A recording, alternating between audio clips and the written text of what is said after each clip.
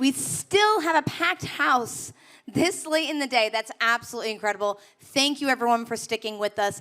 This topic is near and dear to my heart because I am a media reporter, and so I've gotten to know the different organizations and people on stage. Let me introduce this amazing panel. We have, to my right, Rachel Epstein, who is the VP of Marketing at ESPN, overseeing women's sports and female audience expansion. Yes, give it up. We have Brian Lawlor, the president of Scripps Sports. We have Amy McDevitt, the sports brand partnership lead at Amazon Ads. And then finally, we have Daniel Weinberg, the executive vice president at CBS Sports. So I'm sure you probably can guess based off of Jess's presentation, but there is something that all four of these organizations have in common, and that is they are all four part of the new NWSL media rights package, a landmark package, by the way, $240 million over 4 years. That is a game changer for women's sports. So I want to talk to you all about why you chose to invest. So maybe let's start with Daniel over at CBS Sports. I'll pick on you a little bit. When it came to this negotiations, CBS was rumored for many months to be a part of the deal, so it was no surprise that you were a part of it. Why did CBS think that it was important to land this deal? All 240 million, right here. We paid the whole thing. No. Well, you're right. We were the incumbent partner. We've been partners with the league going back 5 years. I would say that the value that we saw in the deal is the same value that we look for in any deal that we do, any programming analysis, programming acquisition that we do. We look at things in certain buckets. So the first bucket we look for is the on-field product. Right? We want to partner with a league and organization that has a dynamic on-field product. Check that box. We're talking about some of the best athletes in the world with the highest profiles in the world, incredible power, speed, skill, you name it, raucous fans. So on air, looks great. Tremendous, dynamic product. I think secondly, we look at the fan base. We're always looking to see to try and partner with organizations that have a fan base that's on the rise. And in this case, obviously, we're seeing a moment, not only in women's sports, but for the NWSL, where fans are coming to this sport in a way and at a level that hasn't really happened. And for us, what was also really important is they're new fans for us. Based on the partners that we have, we skew a little bit male, we skew a little bit older, clearly 180 degrees different here, right? There's a young fan base. It brings some diversity. It skews a little female, and that brings new eyeballs to our distribution platform. So that's really, really good. And then the last thing that we look at, that third bucket, is sort of what's the state of the potential partner? What's the business of the business? And we just heard from Jessica, obviously, the state of the state is very, very good. You're talking about an expansion of franchises, growth of the fan base, an expansion and growth of the sponsorship business that they have. They're building new stadiums that are specific to their teams and their sports. So the state of the state is really good. So you have a dynamic product with world-class athletes, you have a growing and a diverse fan base, and you have a business and a state of the state that is really on the rise. You put those things together, that brings a lot of value to the table. And that's why we really looked hard at wanting to stay with the league, and we're able to do that. We're really pleased. Brian, let me have you weigh in here, because Scripps obviously has a very different value proposition, right? You're local broadcast. Why was it important for you to be a part of this deal? Well, we are a local broadcast company, but we also have ION, which is a national network. But it is a configuration of local affiliates all over the country. And we bought ION during the pandemic and then spent about a year sort of looking at what we had in that asset. It's the 5th highest rated TV network in America, behind ABC, NBC, CBS, and Fox. Prior owners did not have a sports strategy, and we saw an opportunity to get into sports. And so, after the pandemic, we spent about a year really looking at the sports landscape, both nationally and locally, trying to figure out what rights that we think would be available and what was a complement and made sense for, ION, which is a lot of procedurals, NCIS, SVU, Blue Bloods, things like that. And when we presented to the board in November 2022, our sort of thinking, was very much focused on, we have a network that's unencumbered from sports. We can do anything with it.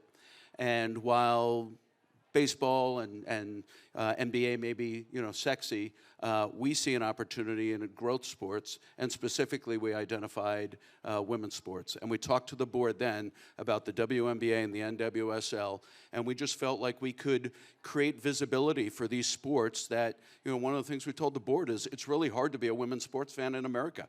There's no consistency. It's really hard to, find the sport and be consistent with it. Last year, the Indiana Fever, which of course a lot of publicity now, right? 36 of 40 games are going to be on national TV this year. Last year, 10 games on Bally's, the rest on Facebook. And so we have a nationally broadcast network that we knew we could bring, double headers on Saturday nights to the NWSL, the entire country, over the air, cable, satellite, however you get your television, has the opportunity to see ION and showcase these amazing athletes. And that's what was really exciting to us. So because you brought up WNBA, I just want to ask, because they're currently in negotiations, are you talking to them about getting rights? Like, what is that step? So we do already have rights. So we have a doubleheader franchise on Friday nights with the WNBA. We have a doubleheader franchise now Saturday nights with NWSL. So it's real easy to find women's sports. Every household in America with a TV can find ION. And this year we added, and I think earlier somebody was commenting that the next thing is the storytelling platform, wraparound shows, studio shows. We've added all that for both the WNBA and NWSL. We're creating some great pieces, some amazing storytelling. We really want to showcase the incredible athletes that are playing in these leagues. On the storytelling front, Rachel, we had Jimmy Pitaro, the chairman of ESPN, on our stage a few weeks ago, and he was saying some of that storytelling, studio programming, is what keeps people from churning out of ESPN+. What's the strategy at ESPN for more studio programming, storytelling around women's sports in particular? Well, signing and agreeing to a rights deal with NWSL is a big part of sort of creating that flywheel and sort of needing to surround it, right? So we have ESPN FC programming around it, and we're supporting it. You can see it across our flagship Sports Center shows. So you're seeing it throughout sort of the ESPN platforms. And for me, from a marketer's perspective, the opportunity.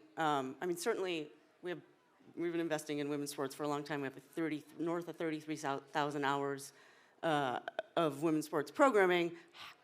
Had to be here with in business with the best league in women's professional soccer. But then beyond that, the opportunity to me, and this goes back to the storytelling, because when you think about where audience growth comes from for ESPN, which historically skews like 70-30, maybe even a little bit less, male-female, female audience expansion is where the growth is, and that's what this league can bring and does bring already. We're seeing like 50-50 for our first 3 games, male-female. So it brings that female audience growth, and we also know from all of our research, right, on female audiences, that they want storytelling, right? We've heard about this throughout the day, right? That they often new fans, casual fans, come in through that sort of storytelling, star building perspective, and so it's incumbent upon us. I like that doing this deal sort of makes it incumbent upon us to do more of that storytelling, and it elevates those athletes on our air and across our platforms. Amy, similarly, from a marketing perspective, what is the opportunity for brands then who want to align their messages with the NWSL programming that's on Amazon? It's also on all of these different networks. How would you pitch it to them? Well, it's a great question, and I think I just want to go back to your first question, which is why Amazon invested in NWSL and also most recently with WNBA, but specifically NWSL, just the explosive growth of the property and the opportunity to bring a better, deeper product to our customers. So from our perspective, we always at Amazon think about the customer first, both the Prime member, the consumer, but also the advertiser. And so we just felt like a partnership with NWSL just enriched our environment in terms of premium content. And then you think about the other customer, which is the advertiser, to answer your other question. We've been incredibly amazed at how across every category, brands are reaching out and wanting to figure out how they can elevate the storytelling, as you were saying. And I don't want to just have my logo there, but how can I help tell stories about female athletes? And I think we're just starting to uncover the potential on the Amazon side in terms of the product that we can bring. So, for example, we launched Thursday Night Football 2 years ago, and in year 2, we kind of revealed some new innovations in both the ad products as well as just how people can consume the game. And I think with NWSL, we will continue to innovate and iterate as well. But in year 1, we really just wanted to get the product right and bring the right opportunities to market. So we have sponsorship, we have branded content opportunities, obviously advertising. And I think what's unique about what we also bring to the marketplace is that people can create kind of full funnel opportunities, big moments in live sports, but then also you can actually build a program that goes all the way down to that point of purchase. So a brand like a Venus, or a Gillette product in a male sport can have a big moment in a live sporting event, but then we partner with them to think about how that messaging continues all the way to where the consumer is actually making a purchase. So there's a lot of opportunity. And thinking about Amazon getting into the women's sports fray, and it's not just been NWSL, it's been tennis, it's been other things. Is there ever going to be a world in which there's a separate Amazon channel for women's sports? Are you thinking that big, or at this point are you just kind of seeing how it comes in ad hoc and what's the right fit? I'm not sure that would be something that I would speak about per se, but I'm sure Prime Video has got all kinds of different thoughts on their plate. I think for me, and just the knowledge that I've had in the time I've been at Amazon is just really about putting the best product out there for our customers, and as long as they can get access to that premium content, wherever they're getting it, I think that's really the value proposition, whether it's divided in different tent poles within the Prime Video service or just all on one. As long as they can get that great premium product, we're happy. Dan, when you think about CBS, you cover so many different sports, but now that you're investing more in women's sports, how are you investing more in the experience around them? Sort of like what I was saying with Rachel. Are you hiring more on-air talent to cover them that are women? Is there more features around women? What does that look like? All of that is the case. I will tell you, just for a little context, I know Rachel mentioned this as well. We're not new to the space. We've been involved in this vertical for a number of years, more than a decade, not only through the NWSL, we have a long-standing relationship as well with the WNBA, Major Women's College Basketball, and beyond the NWSL in the soccer space through our CONCACAF partnership, our UEFA partnership, and others. So that's good context. I think what we've seen different is that the conversations that we're having now that is different from what we used to have is a few different things. Number one, there's more of them, right? There's more opportunities to partner out there. There's more leagues that are on the rise. There's more leagues that are growing. The shining example of that is right here with the NWSL. I think the second thing that's different and speaks to your point is there's more discussion about partnerships, for us anyway, on the broadcast network. And I know that's true for you all as well. I know that's true for you as well. And for us, the broadcast network aggregates the most eyeballs. It's the biggest platform, the most reach that we have. I think that's changed a little bit. And then the last thing is just the coverage, the volume of coverage. And this speaks to exactly what we were just talking about. I mean, if you take the NWSL as a test case to how we are approaching this from a blanket coverage perspective throughout our ecosystem at CBS, we have games on our linear platform, broadcast and cable. We have games on our digital platforms, Paramount Plus, the Galazzo Network, which is a 24/7 soccer-focused network. We're doing stories, editorial content all day, every day throughout the season and the off-season on CBSSports.com and on CBS Sports HQ.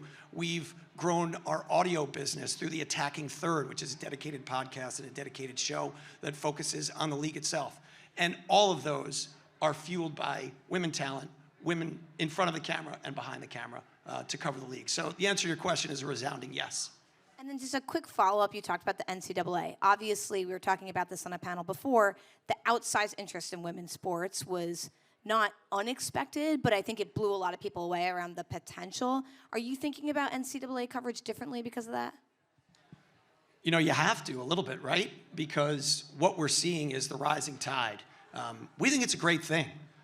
Obviously, where we have to be a little bit careful is to make sure that we're programming it and scheduling it in a way where we're not asking the fan, the basketball fan, to make a choice. between the women's tournament and the men's tournament, especially this year where there were so many generational talents on the women's side. So for sure we have to be very focused on it, but generally it's a really positive development for college basketball in general and for the NCAA tournament in March Madness. What happened this year was just a huge success story through the roof.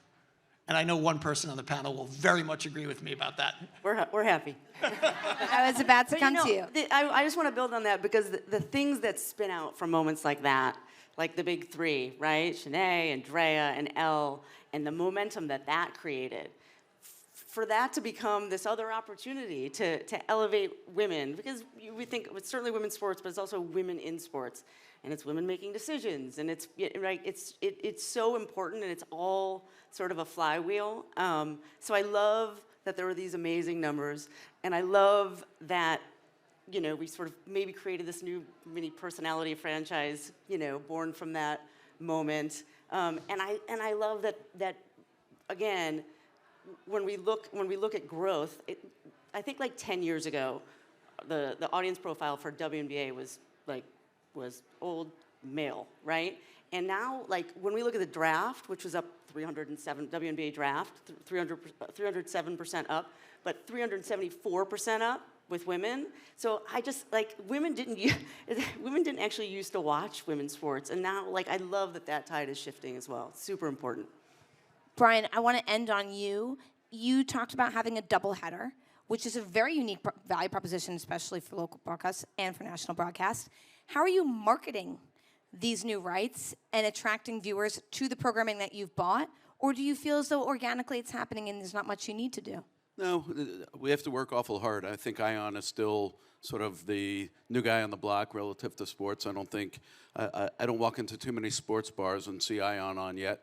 But I'm hoping that's going to keep changing. But, we've spent millions marketing the beginning of our relationship there. We also own 61 TV stations in 40 markets, and it's a full commitment on behalf of the company to be able to market the NWSL. So, starting Thursday, we're teasing to the game. Fridays, we're, kind of doing a matchup focus.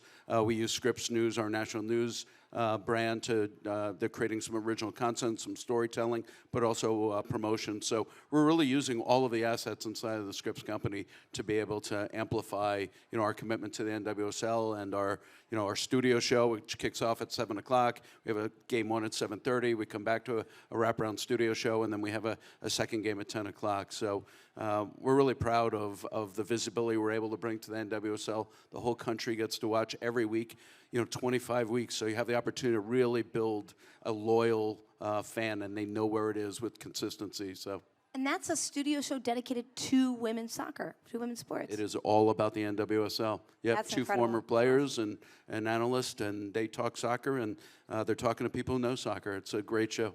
You should all watch. So then, just to kind of wrap, I think what you just described, sort of, there's a through line here, which is everyone has a full funnel commitment. You were talking about at Amazon, how can you create brand partnerships for women's sports that get you down to the buying level? Dan was talking about up front, a good on-field product with a good fan base, with a good state of the business, full funnel opportunity for CBS. Obviously, Rachel was explaining how if they didn't sign NWSL, they wouldn't have as many opportunities to develop the ancillary programming around it that talks about women's sports, which is just incredible. The first 3 games, I think you said for NWSL skewed audience 50-50, which for a network that's typically somewhere closer to 70-30 is a case and proof point that this is working. And then sort of the last point, Rachel, that you said, amazing that 10 years ago the WNBA was mostly watched by men. And now look how far we have come. Thank you to the 4 of you for this awesome conversation. And we have one more awesome discussion coming up ahead you won't want to miss.